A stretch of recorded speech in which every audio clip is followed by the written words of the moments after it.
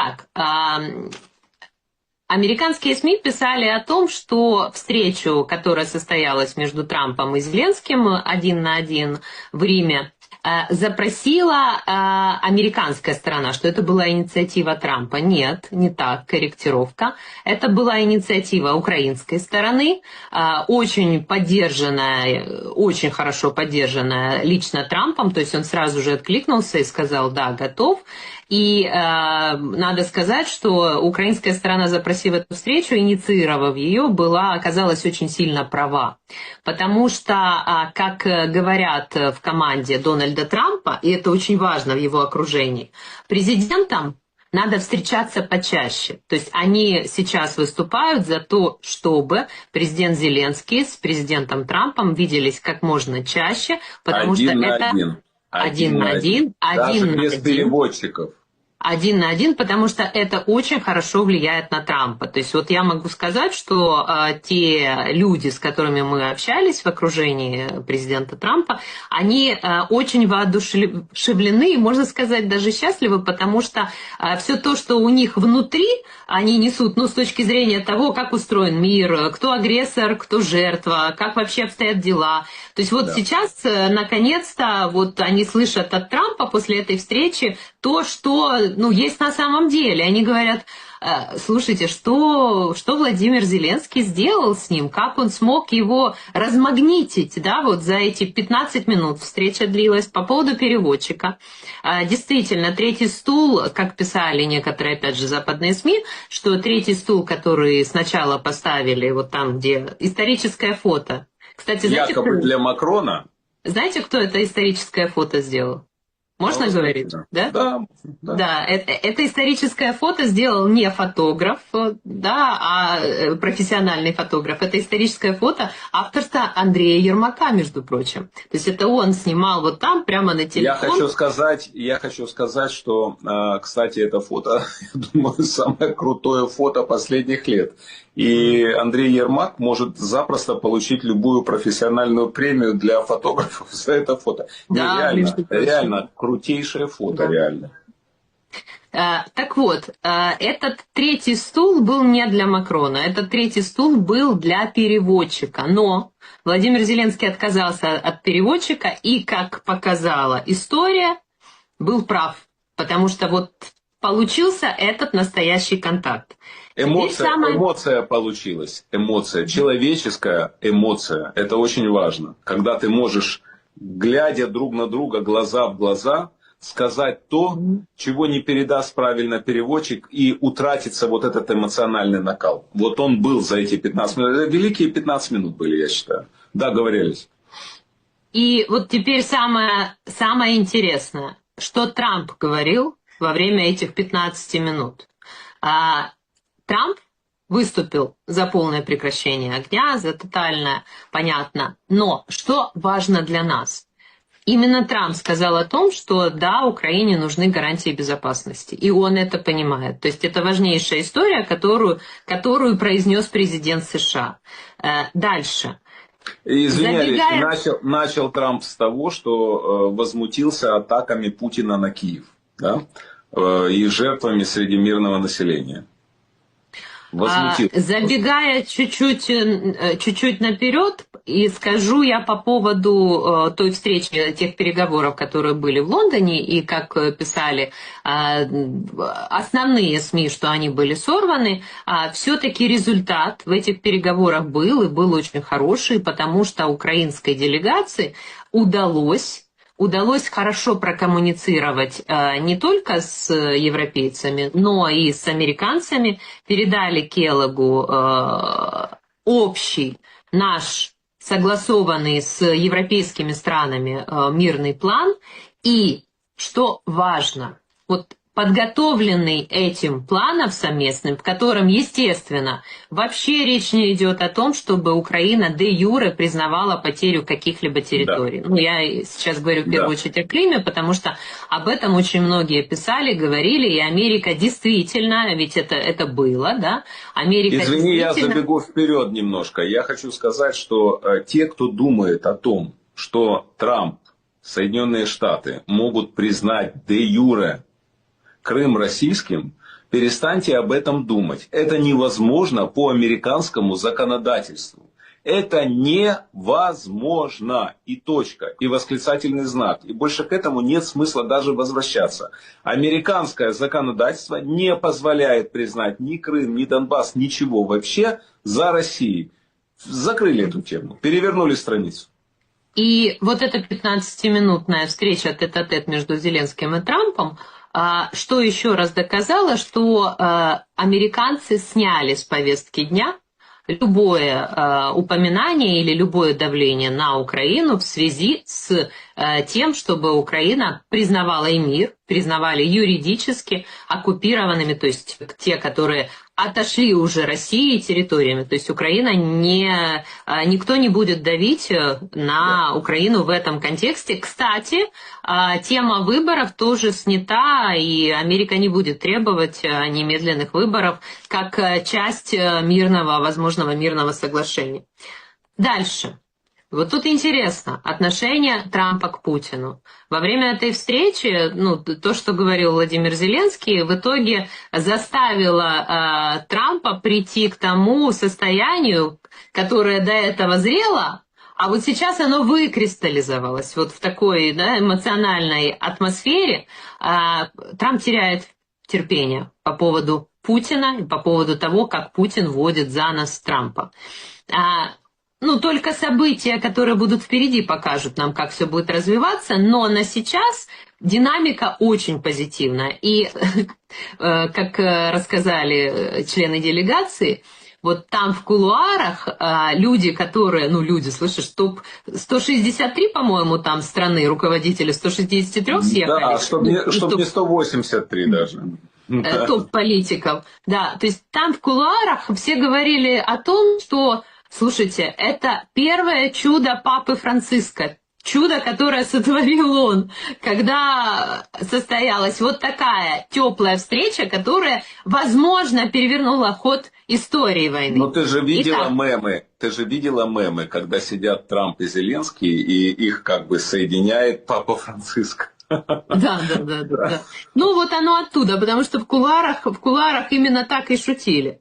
И, конечно же, невозможно было не заметить, это все отметили, и это влияет на самом деле. То, какой была рассадка, потому что рассадка была абсолютно нарушены все протоколы. Давай расскажем, благодаря чему Владимир Зеленский же не должен был, исходя из рассадки по французскому алфавиту, традиционно сидеть в первом ряду недалеко от Трампа. Расскажи, благодаря чему это нарушили протоколы, благодаря нашему другу Макрону, благодаря нашей подруге нашей страны, Владимира Зеленского и, кстати, Трампа, Мелони, которую ты постоянно хвалишь и говоришь, что она мне молодец. Она очень нравится, да, это именно они вмешались, они попросили, они организовали все так, что Владимир Зеленский оказался в первом ряду. Более того, он еще и сорвал аплодисменты. Это беспрецедентная история. Абсолютно. Да. Он сорвал аплодисменты, потому что там все страны, которые собрались, я повторяю, не просто страны, это лидеры стран. Да? Да. Это самые главные люди, представляющие каждое свое государство. Просто был шквал аплодисментов. И, конечно, такая атмосфера, мы понимаем, такая поддержка, опять же, она не могла повлиять и на президента Америки в том числе. Конечно, надо отдельно сказать, как украинская делегация, как президент Украины добирались на на похороны, но и получается, на важнейшие встречи, которые там произошли. Это уже, исходя из наших инсайдов в ближайшем окружении Владимира Зеленского, можно сказать о том, что Владимир Зеленский, приехав из Южноафриканской республики, кстати, беспрецедентный визит в Южноафриканскую республику президента Украины, встреча с президентом Рамафосой, первый визит за всю историю. И это вызвало просто жуткую реакцию в Кремле, потому что Путин с Рамафосой как бы типа друзья, и тут Зеленский оказывается там. Так вот, президент вернулся в Украину раньше времени по причине того, что траур, из-за того, что Путин... на Киев, Из-за того, что Путин обстрелял. да. Да, и пробыл в Киеве всего 3 часа. И тут же, ну расскажи. Ну, жуткая логистика получилась, конечно, с точки Да. зрения, вот если за всем же этим стоят просто человеческие какие-то, ну, слушай, есть какие-то возможности человеческого организма, есть потребность поспать, есть потребность немножко отдохнуть, просто перевести дыхание, подготовиться, эмоционально подготовиться. А мы же это все забываем, нам кажется, знаешь, когда мы смотрим там какие-то новости, что просто вот все мелькает, и все такие вот там готовые, все такие каждый раз красиво одетые, вот улыбаются, да. А на самом деле за этим стоят очень, ну, такие изнуряющие истории, ну, все, видимо, на адреналине происходит, потому что логистика была жуткая. То есть 15 часов, по-моему, оттуда добирались из Южной Африки в Киев, чтобы 3 часа провести в Киеве и тут же после 3 часов отправиться в Рим и еще 11 часов ехать, просто гнать. Дальше. Что еще очень важного произошло в Риме? В эту поездку и в этот визит президента Украины, это, конечно же, встреча Зеленского с 2 кардиналами, которые являются главными претендентами на пост Папы Римского. Это кардинал Матео Дзуппи. Он помогал возвращать украинских детей, кстати, да, которых Россия выкрала. И это кардинал Пьетро Паролин. И вот здесь я хочу немножко подробнее остановиться, потому что кардинал Паролин, как говорят и букмекеры, и инсайдеры, на сегодняшний момент является главным претендентом на то, чтобы занять пост Папы Римского, следующего Папы Римского. И вот это очень сейчас, да, важная история, которую я скажу, потому что не просто встреча президента Зеленского с ним важна, а то, что Пьетро Паролин является тем человеком, который поддерживает Украину, и поддерживает Украину давно. А он, на минуточку, государственный секретарь Святого Престола. То есть это человек, который уже много лет при Папе Франциске фактически всем руководил. Он являлся вторым в системе, да, координат Ватикана, вторым человеком. Ну, наверное, иногда и первым, потому что мы же понимаем, что последнее время, а уже последнее длительное время, Папа Франциск себя чувствовал настолько плохо, что он не мог долго и часто выполнять свои обязанности. По сути, вот кардинал Паролин – это человек, ну, очень могущественный и человек, который очень много делал и делает. И тут, если вы изучите немножко его биографию, вы увидите, что в 23-м году он получил от Украины, еще в 23-м году, орден за заслуги 2-й степени. За, вот как, да, пометка. За весомый личный вклад в укрепление межгосударственного сотрудничества, поддержку государственного суверенитета и территориальной целостности Украины, популяризацию украинского государства в мире. А от России, например, у Паролина нет никаких орденов. Это я к тому, что, да, про знаки всякие. Плюс еще в 2016 году Паролин был тем человеком, который заявил, что русские должны покаяться перед украинцами, ну и примириться друг с другом, да, но он сказал, русские должны попросить прощения и покаяться перед украинцами. Когда началась большая война, он первым от Ватикана, официально от Ватикана, сказал о том, это еще в 22 году было, что предоставление Украине оружия морально оправдано. Украине нужно давать оружие, потому что, ну, все же ждали, вы вспомните, друзья, это сейчас как бы, ну, понятно, что все страны, все нормальные страны помогают нам и вооружениями. А тогда, в начале Большой войны, та же Германия говорила о том, что это против нашей военной доктрины государства, мы можем дать вам только каски. И вот тогда позиция Ватикана, который является очень могущественной организацией в мире, у которого прихожан какое количество, у которого Банк Ватикана очень сильный. Серьезная история, да. Вот он выступил с такой позицией, то есть конкретно позиция Паролина очень-очень важна была. Поэтому это тоже очень важные две встречи, которые провел президент Зеленский. Да. Смотрите, и из того, что мы не можем говорить, но давайте я общее настроение тогда скажу. Ситуация в корне переломилась. В корне вообще. И на сегодняшний день Путин в ужасной ситуации находится. Я объясню почему. Во-первых, он с этим объявлением перемирия. Вот он говорит, я хочу объявить перемирие, да, там в ночь с 7 на 8 и до 10-11. На 3 дня. На 3 дня. Я помню, Константин Райкин рассказывал мне одну историю о своем отце, великом советском сатирике Аркадии Райкине. Аркадий Исаакович Райкин гастролировал в Одессе. И он выступал, и все прекрасно, публика аплодирует, ну, любили Райкина везде. Надо уже заканчивать концерт. А люди все его не отпускают, стоят, аплодируют. И он экспромтом показывает им, я уже иду, пошли со мной. И уходит со сцены, идет в гостиницу «Красная», сейчас это Бристоль, разрушенный русскими свиньями. И огромная толпа одесситов идет за ним, провожает его до гостиницы. Ну, сотни людей, ему это очень понравилось. На следующий день у него снова концерт в Одессе, и он думает, надо повторить эту тему. И он, значит, показывает снова, пойдем со мной, я уже иду, пойдем со мной. Встает маленький мальчик Кизя и говорит, товарищ Райкин, может вы не знаете, но в Одессе вчерашняя хохма уже не хохма. Так и здесь. Первый раз, когда Путин заявил о перемирии, это было ничего звучало еще, да, для всего мира.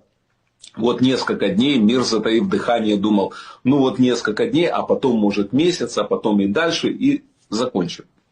Но когда эта тварь заявляет о том, что вот на 3 дня, и именно, чтобы 9 мая застать, да, чтобы 9 мая было перемирие, то весь мир думает, ах ты свинья. Значит, ты хочешь 9 мая праздновать праздник, пригласить к себе, значит, лидеров ряда стран. Ты боишься, чтобы украинские дроны и ракеты не омрачили тебе праздник. И ты готов в эти дни не убивать украинцев. А значит, до этого и после этого ты готов продолжать убийство украинцев. Тогда к Путину вопрос. Если ты хочешь мира, почему на 3 дня ты объявляешь перемирие? Объяви на месяц, если ты действительно хочешь мира. И почему с 7 мая? Почему не сейчас? Вопрос. Почему не сейчас? А, так ты хочешь войны. Так ты дальше хочешь воевать, сука. Вот же в чем вопрос. Понимаешь? Поэтому Путин находится сейчас в очень шатком положении. В очень шатком. В Вашингтоне те, кто у власти в Белом доме, уже не испытывают никаких иллюзий по отношению к нему. Это из хорошего.